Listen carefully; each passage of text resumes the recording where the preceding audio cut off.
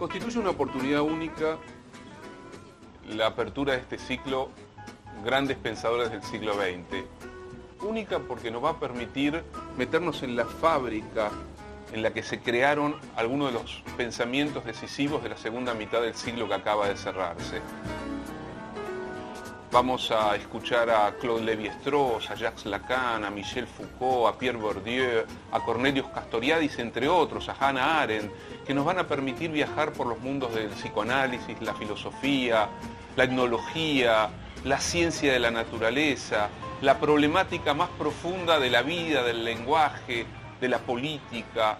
Es decir, recorrer junto a estos pensadores extraordinarios aquello que sigue siendo fundamental para pensarnos hoy a nosotros mismos.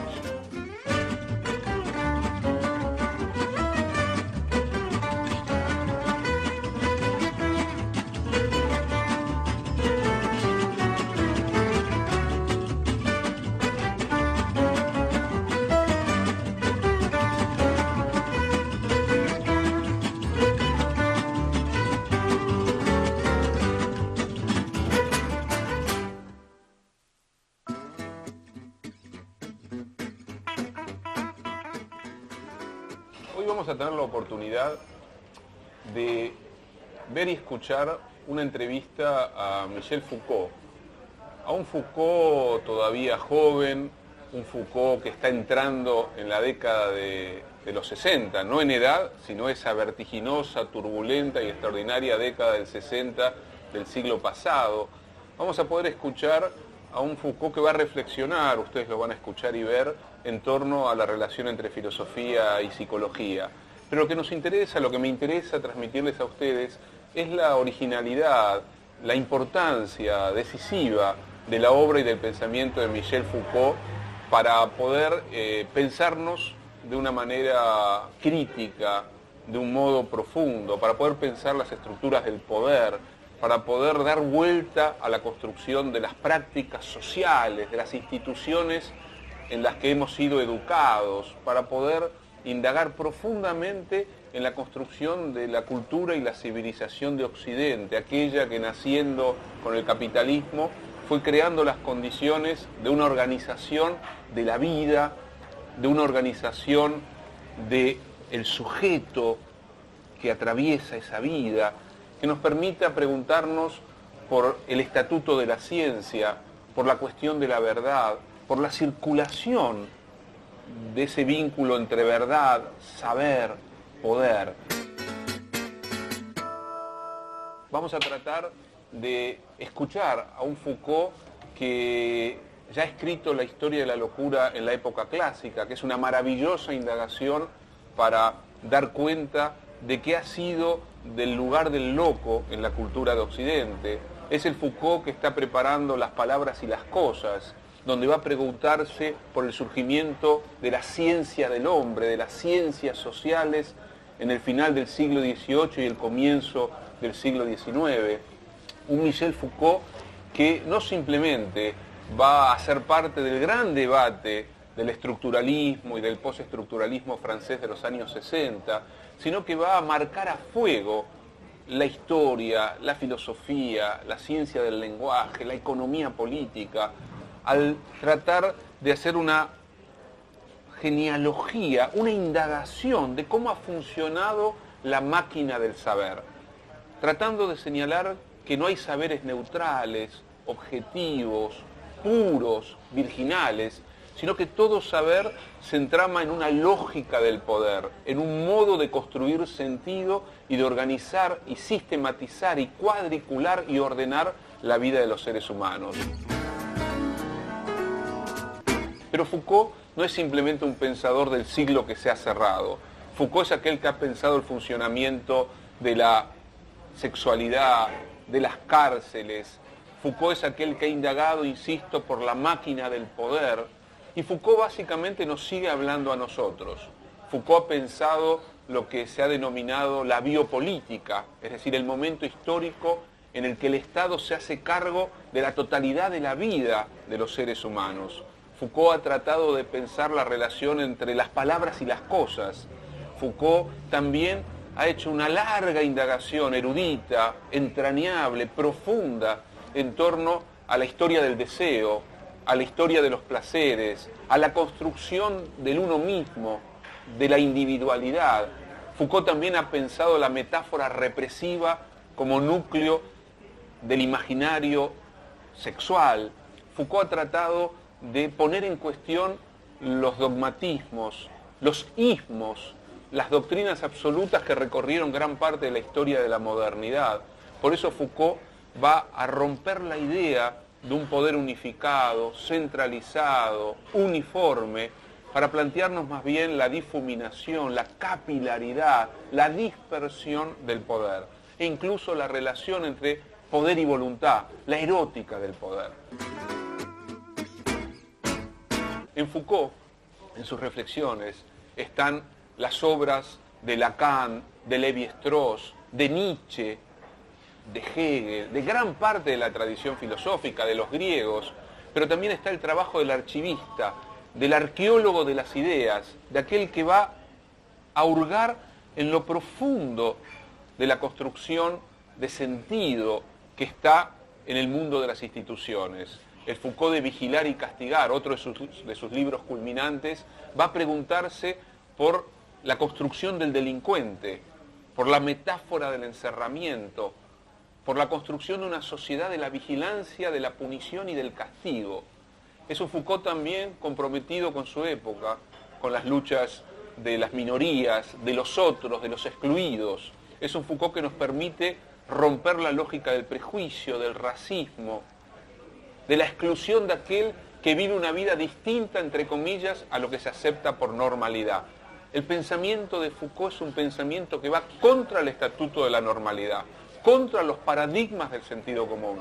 Por eso es clave como pensador para hoy, en este tiempo que nos toca vivir, romper nuestros propios prejuicios, nuestra propia manera de generar exclusiones sociales, raciales, exclusiones de aquellos que viven, piensan de una manera distinta a lo que se acepta por normal. En una sociedad como la nuestra, en un país como el nuestro, en la Argentina, la obra de Foucault es una incitación a un pensamiento crítico, es una incitación a romper los moldes, los dogmas y los prejuicios. Por eso los invito a escuchar y ver a este Foucault joven, que sin embargo ya va anticipando el núcleo de sus ideas principales.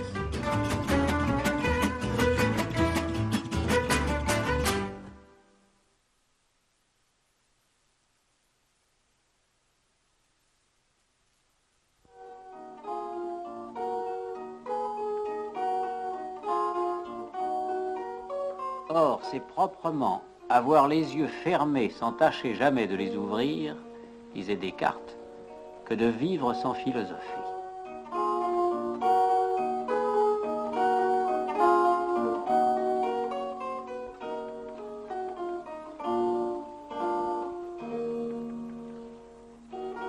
Il y a une vie de la philosophie hors de la classe, une cité des philosophes qui l'englobe et la nourrit.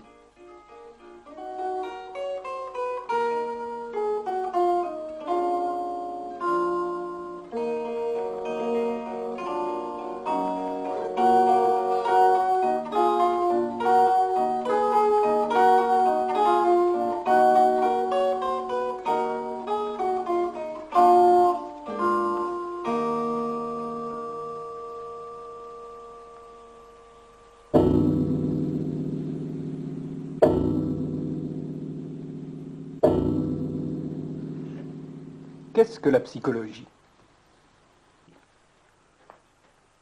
En général, quand quelqu'un pose cette question, surtout à un psychologue, il pose en fait deux questions bien différentes. D'abord, il pose la question de quoi s'occupe la psychologie, mais je ne pense pas que ce soit ça l'interrogation la plus importante et celle qui le préoccupe vraiment. J'ai l'impression que quand on pose la question qu'est-ce que la psychologie, on pose automatiquement cette autre plus fondamentale qui est est-ce que la psychologie est une science? C'est une banalité que ce que je viens de dire, mais je crois tout de même que c'est assez important. C'est assez important parce qu'il est de notoriété publique que le statut scientifique de la psychologie, d'abord, n'est pas très bien établi, et ensuite n'est pas clair du tout. Et je crains cependant qu'en posant la question « est-ce que la psychologie est une science ?», on ne pose pas probablement la question la plus fondamentale, celle qui permettrait de résoudre, sinon toutes les autres, du moins l'essentiel des autres. J'aimerais qu'on interroge la psychologie, non pas tellement sur la forme d'objectivité qu'elle peut atteindre, la forme de scientificité dont elle est capable, mais j'aimerais qu'on interroge la psychologie comme on interrogerait n'importe quelle autre forme culturelle. Qu'entendez-vous par une forme culturelle ?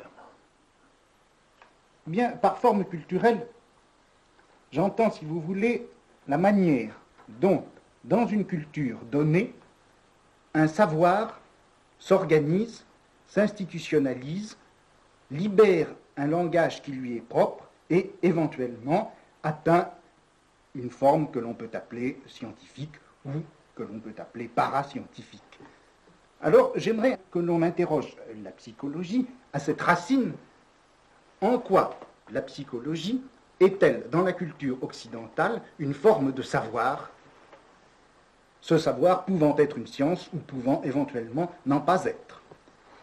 De ce point de vue, quelle serait votre réponse ? Eh bien, je crois que la psychologie appartient à une certaine forme culturelle qui s'est constituée dans le monde occidental, peut-être dans le courant du XIXe siècle. Et cette forme culturelle, tout en apparaissant à ce moment-là, ne date pas absolument, entièrement du XIXe siècle. Il est évident que la forme culturelle que la psychologie a instaurée s'inscrit à son tour dans l'histoire de bien d'autres formes culturelles. Je pense par exemple à ce qu'a pu être la confession pendant tous les siècles chrétiens. Je pense également à ce qu'a pu être la littérature ou le théâtre, à ce qu'ont pu être aussi ces institutions qu'ont été au cours du Moyen-Âge, au XVIe siècle encore, les cours d'amour, les salons, etc. Enfin, voyez-vous, c'est toute cette interrogation que l'homme a toujours portée sur lui-même. C'est cette interrogation qui a pris à un moment donné cette forme culturelle que l'on appelle la psychologie. Vous n'avez pas cité la philosophie. Est-ce que la philosophie n'est pas une forme culturelle, ou bien n'y a-t-il aucun rapport entre la psychologie comme forme culturelle et la philosophie ? Vous me posez en réalité différentes questions. Vous me demandez si la philosophie est ou non une forme culturelle, et vous me demandez d'autre part si la philosophie et la psychologie, entendues toutes deux comme forme culturelle, ont un rapport. Et enfin, vous me demandez quel est le rapport qu'il peut y avoir entre ces deux formes culturelles. À la première question, je crois qu'on peut répondre en disant que la philosophie, c'est probablement la forme culturelle la plus caractéristique et la plus générale du monde occidental. Depuis le début de la pensée grecque, eh bien, jusqu'à Heidegger, jusqu'à maintenant, la philosophie a été ce en quoi la culture occidentale s'est toujours et perpétuellement réfléchie. Dans cette mesure-là, la philosophie n'est pas une forme culturelle, elle est la forme culturelle la plus générale de notre culture. Maintenant, à la question, y a-t-il des rapports entre la forme culturelle qu'est la philosophie et la forme culturelle qu'est la psychologie? À cette question-là, que pourrait-on répondre? On peut répondre de deux façons. On peut répondre que la psychologie n'a fait, en quelque sorte, que reprendre dans un style enfin positif et enfin scientifique toute une série de questions qui avaient hanté, qui avaient animé la philosophie au cours des siècles précédents, et que la psychologie, en traitant enfin de la conduite et du comportement, n'a pas fait autre chose que de démystifier d'une part et rendre positif de l'autre des notions comme celle d'âme, par exemple, ou comme celle de pensée, etc. Dans cette mesure-là, la psychologie apparaîtrait comme purement et simplement la reprise scientifique de ce qui, jusqu'à présent, avait été aliéné et obscur à soi-même sous la forme de la philosophie. Et dans cette mesure-là, la psychologie apparaît très bien comme la forme culturelle dans laquelle l'homme occidental s'interroge lui-même. Et la psychologie, ça serait le rapport fondamental de l'homme à soi, dans une culture comme la nôtre. Maintenant, il y a une autre réponse. Il y a une autre réponse possible, et c'est cette autre réponse, bien sûr, que je préfère. Ça consisterait à dire que la philosophie étant la forme culturelle la plus universelle dans laquelle l'Occident s'est réfléchi, il s'est produit à un moment donné, dans cette forme culturelle et dans cette interrogation qu'elle autorisait, il s'est produit un événement assez fondamental qui date probablement du début du XIXe siècle, peut-être déjà de la fin du XVIIIe. Cet événement, ça a été l'apparition de ce qu'on pourrait appeler une réflexion de style anthropologique, c'est-à-dire qu'est apparue à ce moment-là, pour la première fois, cette interrogation que Kant a formulée dans sa logique, l'interrogation « qu'est-ce que l'homme ?» Mais tout de même, avant Kant, il existe des traités intitulés « Traités de la nature humaine ».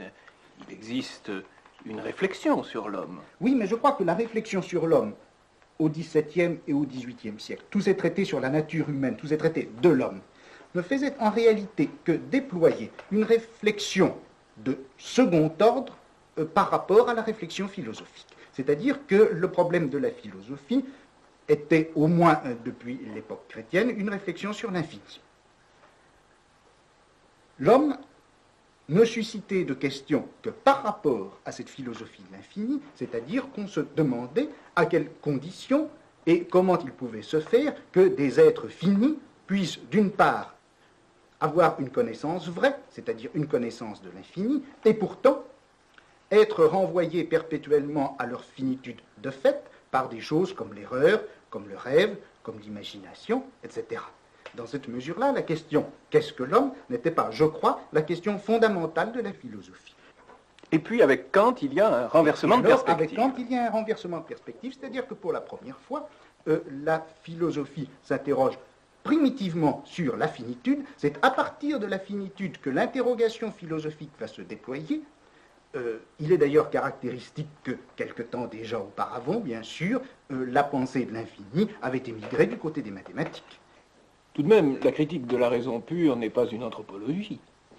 Oui, mais je vous répondrai par le texte de Kant dans la logique. Vous savez, lorsque Kant dit que les trois questions, que puis-je connaître, que dois-je faire, que m'est-il permis d'espérer, se rapportent toutes les trois à une quatrième question, Vastis der Mensch, la question qu'est-ce que l'homme, et dont il dit qu'elle est à la fois la question de l'anthropologie et la question la plus générale de la philosophie. Et dans cette mesure-là, je crois que Kant est bien, sinon le fondateur, du moins le découvreur de ce nouveau champ philosophique qu'est l'anthropologie, champ philosophique qui est arrivé, je crois, au XIXe siècle, et par l'intermédiaire de la dialectique, de Hegel, de Marx, à recouvrir le domaine qui était traditionnellement celui de la philosophie. Est-ce que vous permettez de vous résumer en quelques phrases qui vous trahiront certainement? Certainement pas. Vous avez distingué deux perspectives. Dans la première, la philosophie ouvre en somme le domaine de la psychologie, mais les sciences humaines en assurent ensuite l'élucidation effective et positive.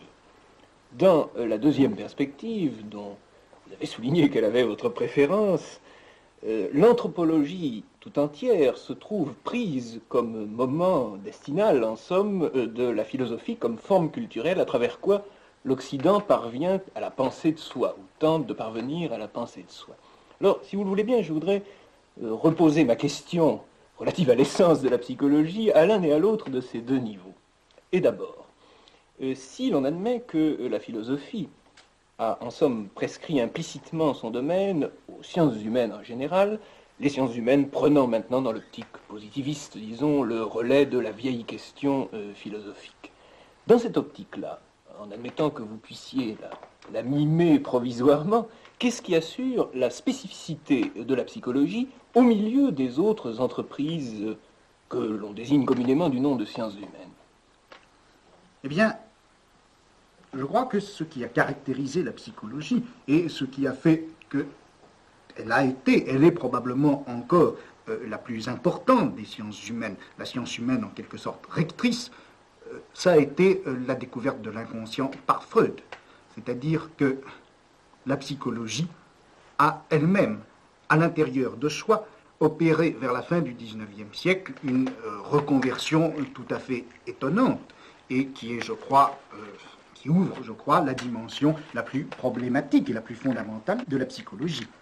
On peut dire en gros que la psychologie, depuis la fin du XVIIIe siècle jusqu'à la fin du XIXe siècle, a essentiellement, s'est donné explicitement pour projet de faire l'analyse de la conscience, analyse des idées sous la forme de l'idéologie, analyse de la pensée, analyse des sentiments, etc.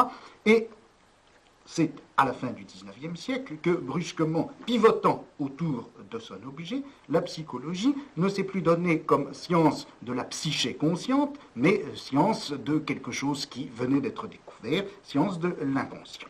Or, à partir du moment où la psychologie se découvrait comme science de l'inconscient, elle ne faisait pas simplement, elle ne pratiquait pas simplement l'annexion d'un nouveau domaine, d'un domaine jusqu'à présent ignoré, elle faisait bien plus. Elle restructurait entièrement le domaine de toutes les sciences humaines.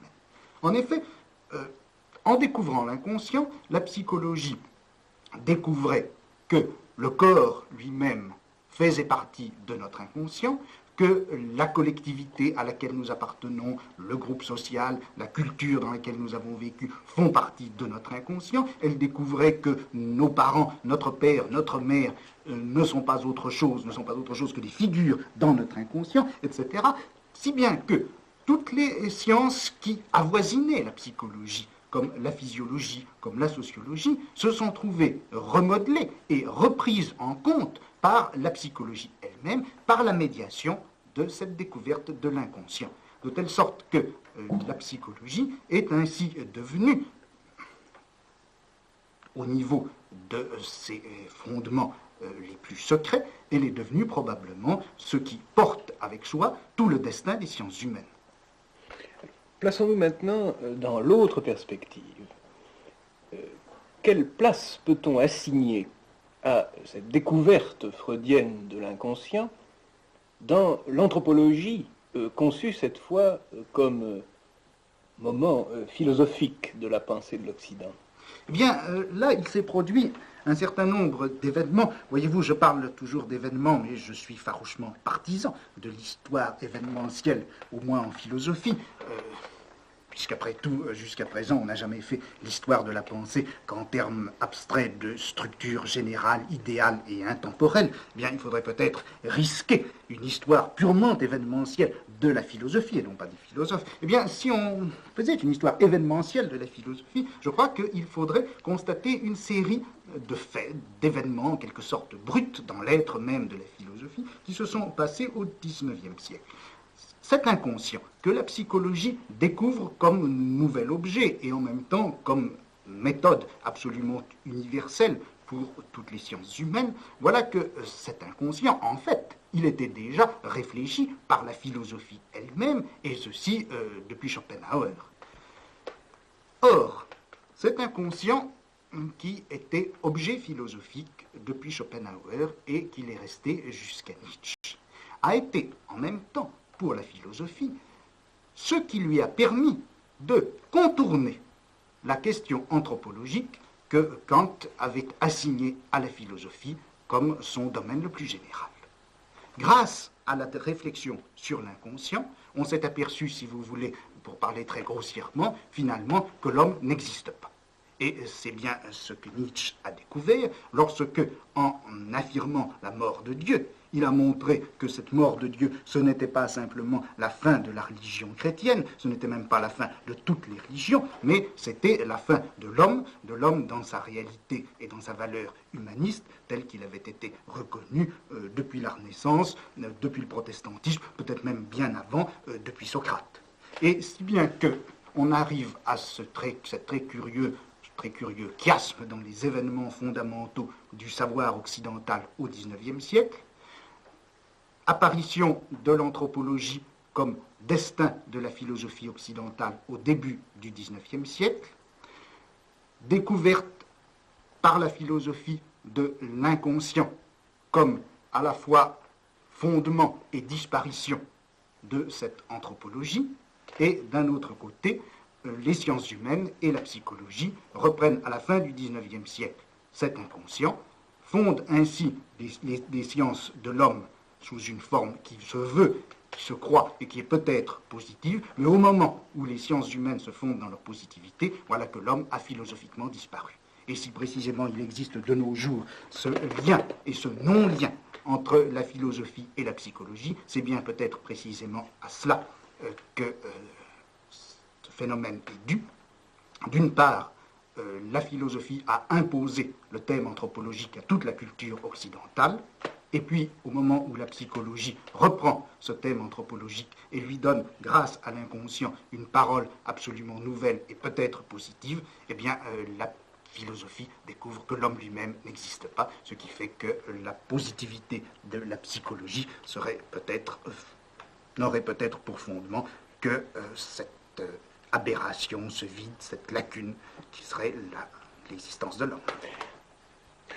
Vous avez dit que le grand recentrement de la psychologie et même des sciences humaines en général s'était fait à la fin du XIXe siècle autour du thème de la découverte de l'inconscient. Le mot découverte est pris en général dans un contexte scientifique ou positiviste. Qu'entendez-vous exactement par découverte de l'inconscient? Bien, je crois qu'il faut prendre le mot à peu près au sens strict. Freud a littéralement découvert l'inconscient comme une chose. Il y a eu, pendant une vingtaine d'années, il y a eu une mode qui a régné, qui a été de dire que, malgré tout l'intérêt de la psychanalyse, on rencontrait chez Freud un perpétuel postulat chosiste. Enfin, depuis Politzer jusqu'à Merleau-Ponty compris, le chosisme, le positivisme de Freud a été critiqué comme une séquelle de la pensée du XIXe siècle, et on a essayé au contraire de réintroduire cette chose gênante qui était l'inconscient, de la réintroduire dans un réseau de signification plus subtile, plus fine, dans un réseau de signification tout court, de telle sorte que l'inconscient aurait pris statut dans une subjectivité peut-être transcendantale, ou peut-être empirique, ou peut-être historique, peu importe, mais l'inconscient aurait cessé d'être cette vilaine chose désagréable et caillouteuse que Freud a découvert en quelque sorte au-dessous du psychisme humain. Mais enfin, il ne faut pas oublier tout de même que Freud a effectivement découvert l'inconscient comme on découvre une chose, ou plutôt, si vous voulez, comme on découvre un texte. On sait bien, et là-dessus, les interprétations que le docteur Lacan donne actuellement de Freud sont indubitables, on sait bien que l'inconscient freudien a une structure de langage. Mais ça ne veut pas dire que l'inconscient est un langage en quelque sorte vide ou virtuel. L'inconscient, c'est une parole, ce n'est pas une langue. C'est-à-dire que ce n'est pas le système qui permet de parler, c'est quelque chose qui a été effectivement écrit, des mots qui ont été réellement déposés dans l'existence de l'homme, ou dans le psychisme de l'homme, si vous voulez, en tout cas qui se découvrent littéralement lorsque l'on pratique cette opération un petit peu mystérieuse qu'est la psychanalyse. On découvre un texte écrit, c'est-à-dire qu'on découvre premièrement qu'il y a des signes déposés, deuxièmement que ces signes veulent dire quelque chose, que ce ne sont pas des signes absurdes, et troisièmement, on découvre enfin ce qu'ils veulent dire. La reconnaissance de l'inconscient comme texte, puis l'opération par laquelle on déchiffre la signification de ce texte. S'agit-il là de deux moments méthodologiques de la psychologie? Il me semble que dans la pratique psychanalytique, la découverte qu'il y a un texte et la découverte de ce que ce texte veut dire ne font en réalité qu'une seule et même chose. Est-ce à dire, pour employer le langage de la linguistique, que le texte psychique est à la fois le message et le code de ce message? On a affaire à un ensemble de graphies, si vous voulez, dont on ne sait même pas encore si ce sont des lettres, des mots qui sont par là représentés. Et de plus, une fois que l'on sait, ou une fois admis qu'il s'agit bien de mots qui sont ainsi déposés, on ne sait pas leur sens. Et on ne sait pas quel rapport ils ont avec leur sens. Il faut donc que l'opération analytique fasse d'un seul tenant la triple opération qui consiste à isoler ce qui est signifiant, Deuxièmement, établir la loi qui régit les rapports du signifiant au signifié, et finalement, découvrir ce que ça veut dire et découvrir le texte final qu'il y a à interpréter. Oui, mais je vois là une difficulté. Si le message que représente l'inconscient est à lui-même son propre code, la psychologie, sous la forme de la psychanalyse, va se révéler impuissante à se constituer comme science de structure générale. Nous aurons affaire dans tous les cas à des textes individuels porteurs de leur propre code et qui demanderont à chaque fois le recommencement de l'entreprise entière. Bien, c'est pourquoi il n'y a pas, au fond, de psychanalyse générale, c'est pourquoi il n'y a pas de psychanalyse collective. On ne peut parler de psychanalyse d'une culture, par exemple, ou de psychanalyse d'une société que par métaphore, c'est-à-dire, puisque nous sommes dans le domaine des sciences, par erreur et par abus de langage. Il n'y a de psychanalyse que de l'individu, et dans cet acte absolument fondateur, si vous voulez, fondateur de sens, qu'est le rapport analytique entre le médecin, entre le psychanalyste et son patient, il n'en reste pas moins que chacune de ces découvertes rigoureusement individuelles, qu'il y a un texte et de ce que ce texte veut dire, peut permettre évidemment d'établir certains isomorphismes ou certaines structures générales de langage que l'on va trouver chez un autre individu. Mais le fait que le message détienne en lui-même son propre code est une loi fondamentale de la psychanalyse et fait qu'il n'y a de psychanalyse qu'à l'intérieur de cette opération individuelle qui est la cure même de la psychanalyse. Je voudrais maintenant revenir avec quelque obstination à la question « qu'est-ce que la psychologie ?» et peut-être aussi vous contraindre à parler de ce dont je vous soupçonne de ne pas vouloir parler. Vous définissez la psychologie comme science ou connaissance de l'inconscient. Mais enfin, quel statut accorder à toutes ces pratiques, à toutes ces activités qui existent? Psychologie animale, tests, psychophysiologie, psychologie factorielle. Bref, tout ce qu'on appelle, pour l'opposer à la psychanalyse, la psychologie théorique ou la psychologie de laboratoire. Bien, il me semble précisément que cette psychologie est la moins théorique qu'on puisse imaginer. Je veux dire ceci, c'est qu'il n'y a certainement pas entre la théorie et la pratique freudienne la distinction qu'on a voulu croire pendant un certain nombre d'années. La pratique freudienne et la théorie freudienne ne sont certainement qu'une seule et même chose. En revanche, la psychologie dite théorique me paraît terriblement pratique. Je veux dire ceci, c'est que les rapports de production ont changé entre le 19e et le 20e siècle. Les rapports de production ont changé, et puis, de plus, l'homme est apparu comme n'étant pas simplement un producteur, mais maintenant comme un consommateur. Et il me semble que, d'une part, dans cette apparition de la consommation comme fait économique essentiel, et puis dans le jeu qui s'est produit dans les rapports de production, c'est libérer un espace à l'intérieur duquel un certain nombre de pratiques sont devenues possibles. La psychologie des aptitudes, si vous voulez, et la psychologie des besoins me paraissent l'une et l'autre se loger très bien à l'intérieur de ces nouvelles pratiques économiques. Et je crois que toute la psychologie, à partir du moment où elle n'est pas psychologie de l'inconscient, c'est-à-dire à partir du moment où elle n'est pas psychanalyse, est forcément une psychologie de type économique. On a fait grand usage, au moins à une certaine époque, pour distinguer, pour opposer psychologie expérimentale ou positiviste et psychologie anthropologique, disons, de la distinction entre explication et compréhension. Est-ce que ça vous paraît avoir un sens? Je crois que ça en a un et très profond. Mais je ne suis pas sûr que la notion de compréhension, que le mot même de comprendre, soit absolument le mieux adapté. Il me semble, si vous voulez, que ce qui s'est passé, c'est en gros la chose suivante. Depuis le XVIIe siècle jusqu'à la fin du XIXe, toutes les disciplines interprétatives ou exégétiques étaient en quelque sorte restées dans l'ombre, ou s'étaient retirées dans l'ombre au profit de toute une méthodologie du savoir qui cherchait beaucoup plutôt la définition plus ou moins positiviste de loi ou de principe d'explication. Et voilà que, à travers Nietzsche, à travers la réapparition également de l'exégèse et de l'interprétation des textes religieux au XIXe siècle, à travers, bien entendu, la psychanalyse qui est découverte et interprétation du signe, voilà que sont réapparues dans la culture occidentale des techniques interprétatives, des techniques d'exégèse qui avaient été fondées à Alexandrie avant même le christianisme, et qui n'ont pas cessé de surplomber le monde occidental jusqu'au XVIe siècle, jusqu'à la Renaissance, peut-être même jusqu'au cartésianisme.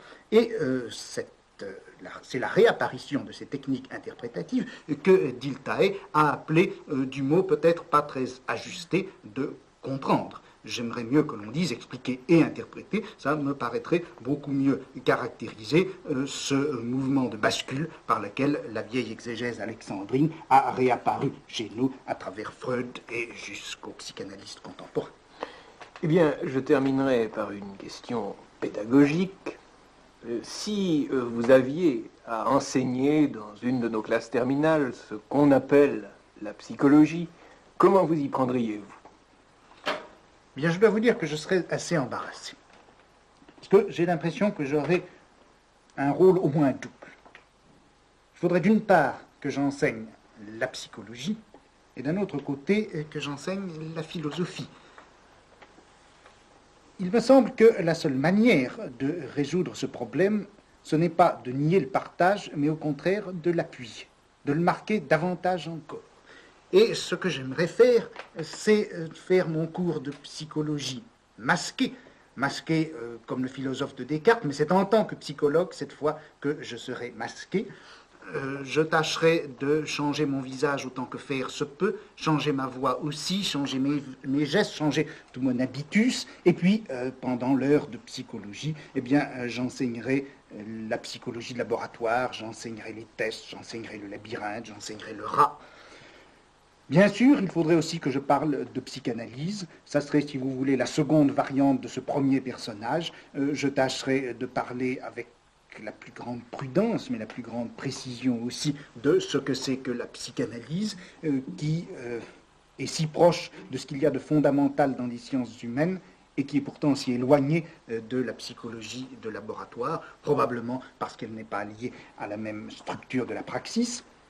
Et puis alors, pendant l'heure suivante, je serai philosophe, c'est-à-dire que j'enlèverai mon masque, j'essaierai de reprendre ma voix, et c'est à ce moment-là, dans toute la mesure, au plus près de moi-même, que j'essaierai de parler de ce que c'est que la philosophie.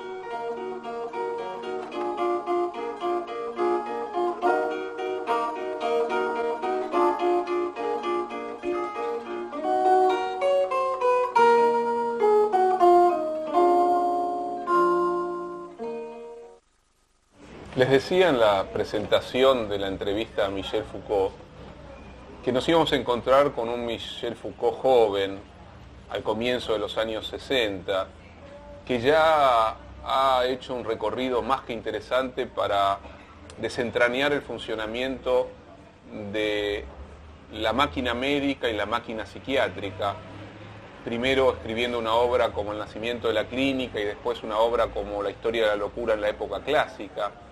Pero Michel Foucault, que nació en 1926 y fue hijo y nieto de médicos, rompió de algún modo con el mandato paterno, y no solamente que rompió con el destino que estaba escrito en su biografía, ser un médico Foucault de la familia Foucault, sino que se preocupó profundamente por desentrañar cómo funciona la disciplina, el saber, la institución médica, de la misma manera en la que también pudo desentrañar el funcionamiento de la trama psiquiátrica, de la construcción de la locura, y también más adelante en un libro de comienzo de los años 70 como es Vigilar y Castigar, pudo, les decía, indagar por el funcionamiento de la institución prisión y la construcción de la imagen del delincuente. Michel Foucault murió en 1984, murió de HIV, de SIDA, pero de algún modo su muerte tiene que ver con una época, tiene que ver también con un modo de discutir y disputar las certezas del poder. Hay un momento emblemático y entrañable de Michel Foucault encontrándose con Jean-Paul Sartre en una misma manifestación y bajo una misma consigna, que es la lucha contra el sistema carcelario francés. Un Michel Foucault que recorrió los años 60 desde una perspectiva crítica y de compromiso político-intelectual. Un Michel Foucault que vivió en carne propia el prejuicio y la discriminación por su propia elección sexual. Un Michel Foucault que quiso indagar en la lejanía de la historia de Occidente cómo se fue construyendo la cuestión de la trama del deseo, de los placeres, la construcción, podríamos decirlo de este modo, de la subjetividad. Un Michel Foucault que sospechó de toda máquina construida desde la lógica del poder. En esta entrevista, Foucault muy didácticamente, pero con mucho énfasis, nos muestra la relación entre filosofía y psicología, habla de la ruptura freudiana, de la cuestión del inconsciente, se pregunta por la idea de cultura y también ya establece esa primera definición, esa primera aproximación al vínculo entre saber y poder. Foucault es un genealogista que, heredando críticamente a Nietzsche, va hacia el pasado para pensar el presente. Siempre que va hacia el pasado, lo hace desde la propia actualidad. No va al pasado como quien entra en un museo para ver y visitar cosas muertas. Va al pasado para entender lo que hoy nos atraviesa, lo que hoy nos constituye, lo que hoy nos domina, lo que hoy nos sujeta. Fue nuevamente un placer haber compartido con ustedes, en este caso, la entrevista a Michel Foucault.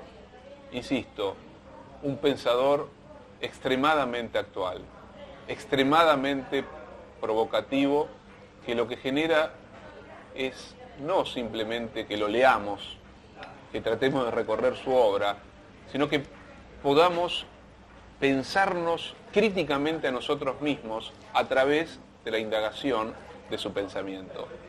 Gracias por haber compartido este programa y esta entrevista.